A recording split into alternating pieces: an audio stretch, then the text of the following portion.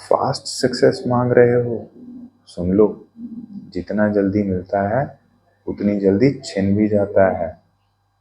जब शनि तुम्हें slow success देता है, वो तुम्हें पनिश नहीं कर रहा होता, वो तुम्हें प्रिपेयर कर रहा होता है।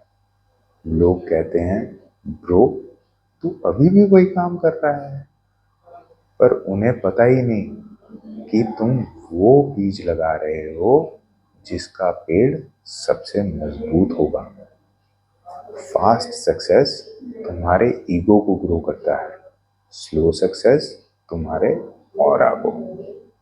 तो अगर सक्सेस स्लो आ रही है, समझ लो कि you are the chosen one. Shani का सक्सेस लेट आता है, पर जब आता है दुनिया हिल जाती है। ऐसे और ट्रूथ प्रॉम्प्ट्स के लिए फॉलो करो डेली धर्मा विद ऋषभ।